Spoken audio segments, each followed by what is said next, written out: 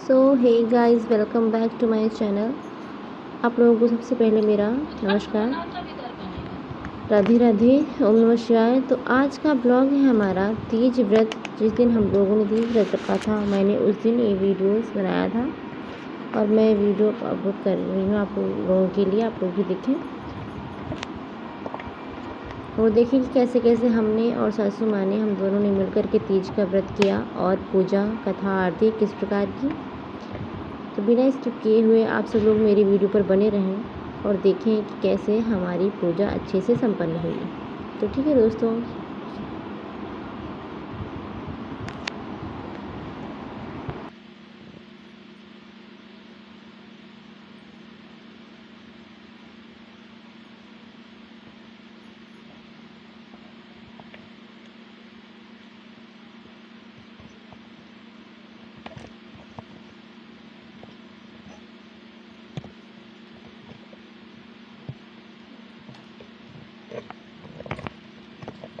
अच्छा देखते 5 प्रकार की पत्ती है।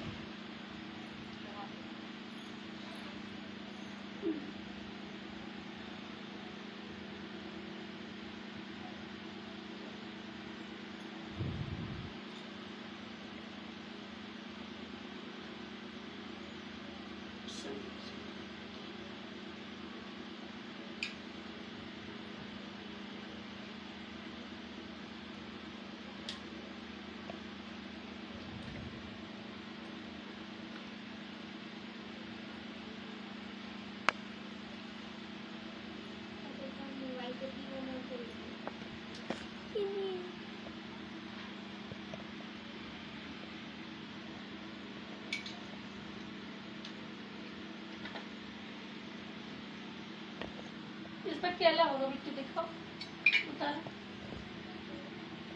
है इस पर नहीं है, इस पर देखो, इस पर दिखाई नहीं भाभी दे रहा आंटी है। चलो देखो। दिखाई नहीं दे रहा है। भाभी क्या हो गया? केला नहीं है। क्यों बुला रही थी भाभी? वीडियो बनाने के लिए बुला रही थी। इसको धो दो। हाँ, कहाँ चली गई थी? मैं दिया है। चलो ए दादा, ताऊ आंटी इसने बनाया कि किसने बनाया? फल फल चढ़ो।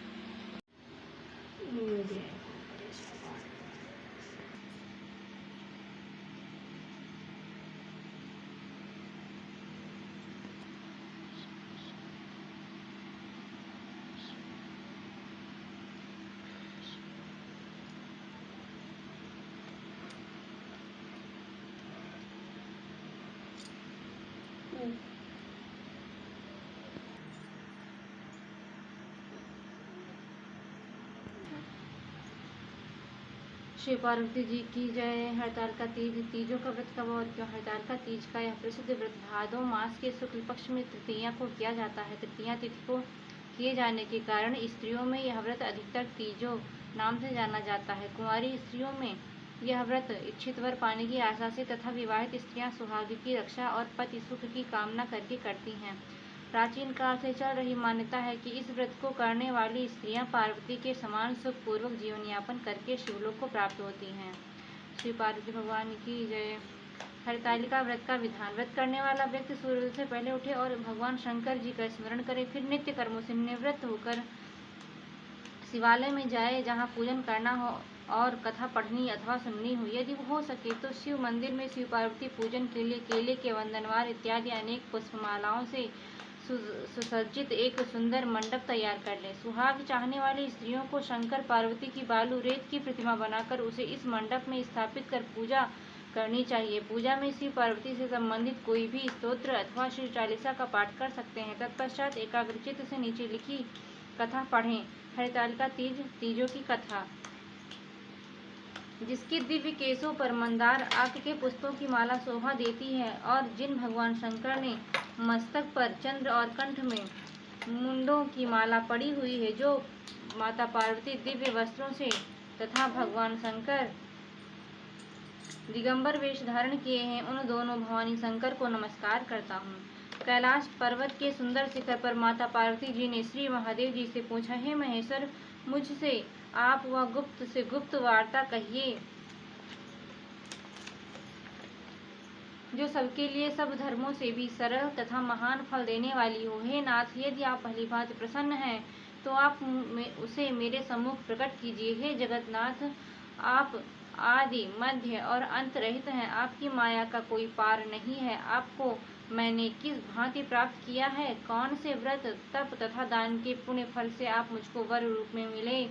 श्री महादेव जी बोले, हे देवी, या सुन, मैं तेरे सम्मुख उस व्रत को कहता हूँ जो परम गुप्त है। जैसे तारागणों में चंद्रमा और ग्रहों से सूर्य, वर्णों में ब्राह्मण, देवताओं में गंगा, पुराणों में महाभारत, वेदों में शाम और इंद्रियों में मन श्रेष्ठ है, वैसे ही पुराण और वेद सब में इसका वर्णन आया है, जिसके प्रभाव से तुमको मेरा आधा आसन प्राप्त हुआ है। हे प्रिय, उसी का मैं तुमसे वर्णन करता हूँ। सुनो, भाद्रपद भादो मास के शुक्ल पक्ष की हस्त नक्षत्र संयुक्त तृतीया तीज के दिन इस व्रत का अनुष्ठान मात्र करने से सब पापों का नाश हो जाता है। तुमने पहले हिमालय पर्वत पर इस महान व्रत को किया था जो मैं तुम्हें सुनाता हूँ। पार्वती जी बोली, हे प्रभु, इस व्रत को मैंने इसलिए किया था या मुझे सुनने की इच्छा है।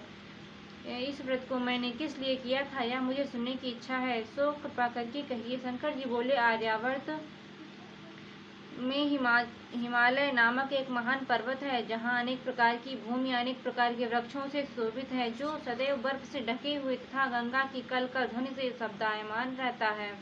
हे पार्वती जी, तुमने बाल्यकाल में उसी स्थान पर परम तप किया था और 12 वर्ष तक के महीने में जल में रहकर तथा वैशाख मास में अग्नि में प्रवेश करके तप किया। श्रावण के महीने में बाहर खुले में निवास कर अन्न त्याग कर तप करती रही। तुम्हारे उस कष्ट को देखकर तुम्हारे पिता को बड़ी चिंता हुई। वे चिंतातुर होकर सोचने लगे कि मैं इस कन्या की किससे शादी करूं। इस अवसर पर दैवयोग से ब्रह्मा जी के पुत्र नारद जी वहां आए। देवर्षि नारद ने तुम शैलपुत्री को देखा। तुम्हारे पिता हिमालय ने देवर्षि को अर्घ्य पाद्य आसन देकर सम्मान से बिठाया और कहा, हे मुनीश्वर, आपने यहाँ तक आने का कष्ट कैसे किया? कहिए, क्या आज्ञा है? नारद जी बोले, हे गिरिराज, मैं विष्णु भगवान का भेजा हुआ यहाँ आया हूँ।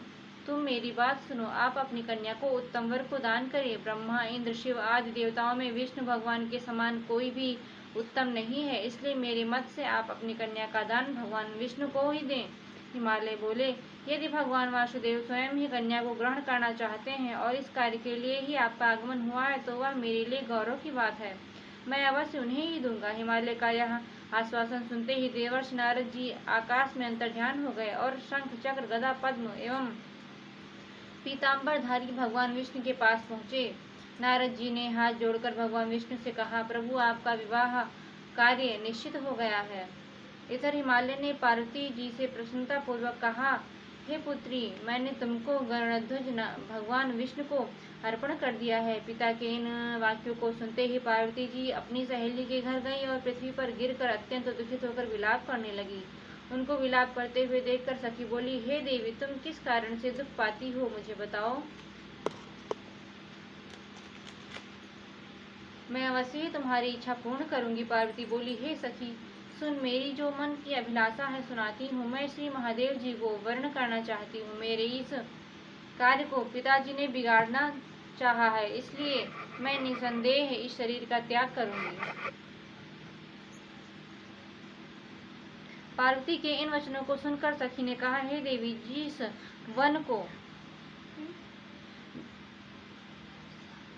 वन को तुम्हारे पिताजी ने न देखा हो तुम वहां चली जाओ। तब हे देवी पार्वती, तुम अपनी सखी का यह वचन सुन ऐसे ही वन को चली गई। पिता हिमालय ने तुमको घर पर न पाकर सोचा कि मेरी पुत्री को कोई देव, दानव अथवा किन्नर हरण करके ले गया है।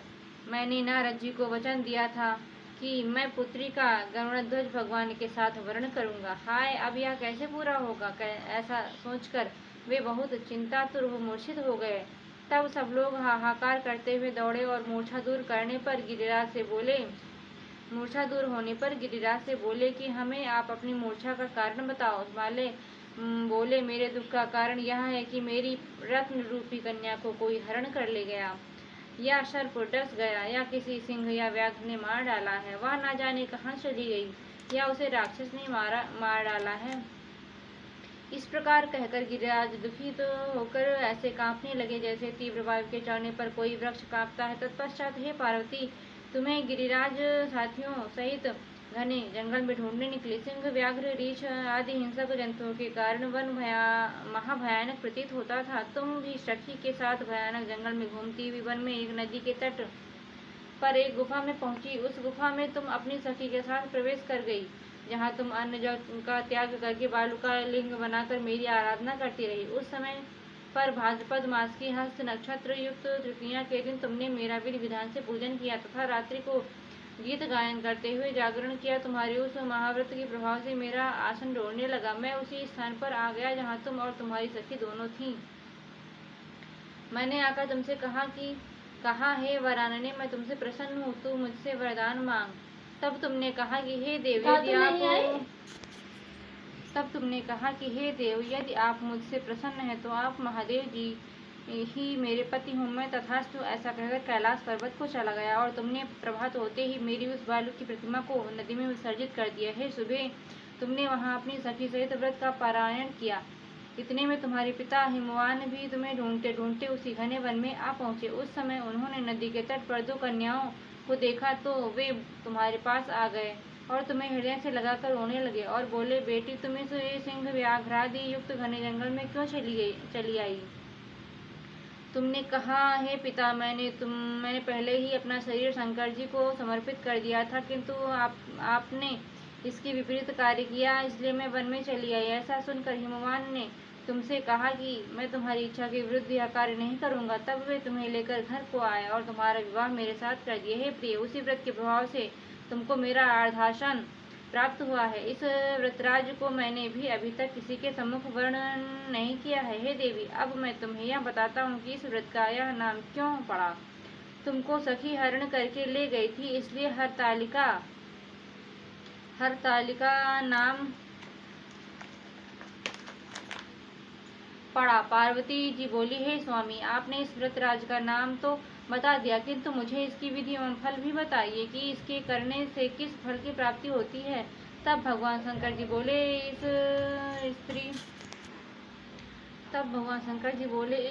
स्त्री जाति के अत्युत्तम व्रत की विधि सुनिए। सौभाग्य की इच्छा रखने वाली स्त्रियां इस व्रत को विधि पूर्वक करें। केले के खंभों से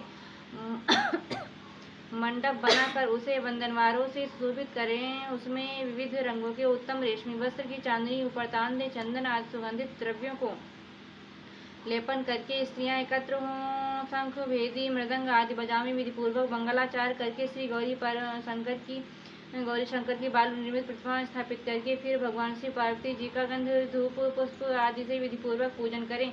अनेकों नैवेद्यों का भोग लगावें और रात्रि को जागरण करें। नारियल, सुपारी, जवारी, नींबू, लौंग, अनार, नारंगी आदि फलों तथा फूलों को एकत्रित करके धूप दीप आदि से पूजन करके कहें, हे कल्याण स्वरूप शिव, हे मंगल रूप शिव, हे मंगल रूप महेश्वरी, हे शिवे, सब कामनाओं को देने वाली देवी, कल्याण रूप तुम्हें नमस्कार है। कल्याण स्वरूप माता पार्वती, हम तुम्हें नमस्कार करते हैं। भगवान शंकर जी को सदैव नमस्कार है। हे ब्रह्म रूपिणी, जगत का पालन करने वाली माँ, आपको नमस्कार है। हे सिंहवाहिनी, मैं सांसारिक भय से व्याकुल हूँ, तुम मेरी रक्षा करो। हे महेश्वरी, मैंने इसी अभिलाषा से आपका पूजन किया है। हे पार्वती माता, आप मेरे ऊपर प्रसन्न होकर मुझे सुख और सौभाग्य प्रदान कीजिए। इस प्रकार के शब्दों द्वारा उमा सहित शंकर जी का पूजन करें। विधि पूर्वक कथा सुनकर गौ, वस्त्र, आभूषण आदि ब्राह्मणों को दान करें। इस प्रकार से व्रत करने वाले के सब पाप नष्ट हो जाते हैं।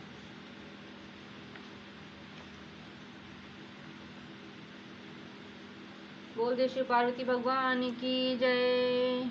कथा संपन्न हुई।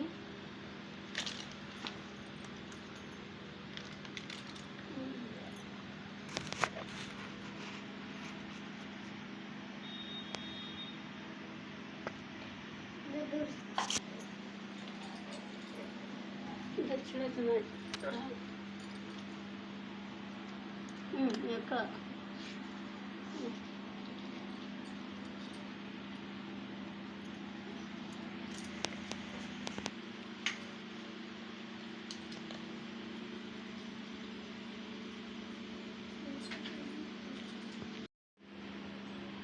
आ रहा अच्छा हाँ?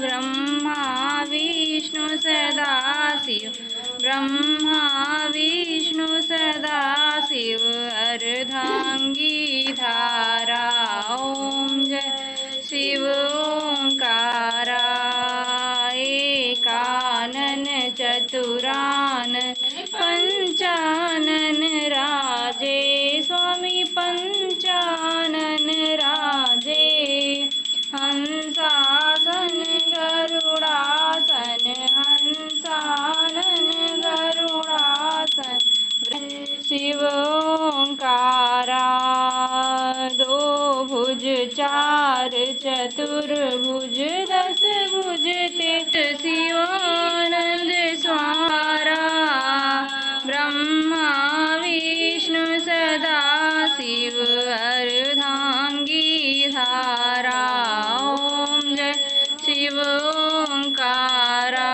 हरे शिव ओंकारा कर्पूरी गौरम करुणावतारम संसारसारम भुजगेन्द्रहारम सदा वसन्तं हृदयारविन्दे भवं भवानी सहितं नमामि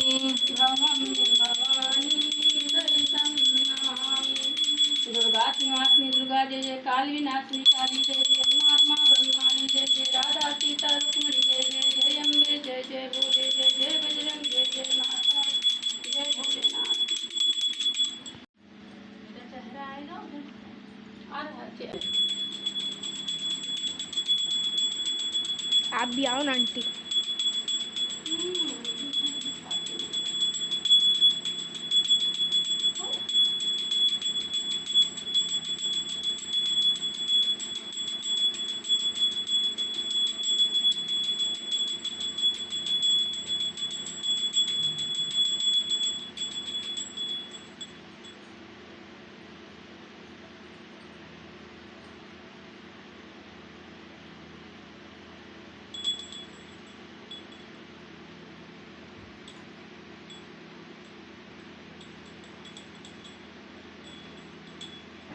तो दोस्तों हमारी तीज की पूजा कथा आरती अच्छे से संपन्न हो गई है। अब हम माता पार्वती से सुहाग लेंगे और सुहाग ऐसे लेते हैं जैसे 7 बार हमने माता जी को सिंदूर लगाना है सबसे पहले, और उसके बाद फिर 7 बार उनकी मांग से सिंदूर हमको अपनी मांग में लगाना है। तो इस तरह हमको सिंदूर लगाना होता है। हमारे सौभाग्य की वृद्धि होती है और हमारे सुहाग की आयु लंबी होती है। मम्मी जी ने भी सिंदूर सुहाग ले लिया है और हम अब ले रहे हैं।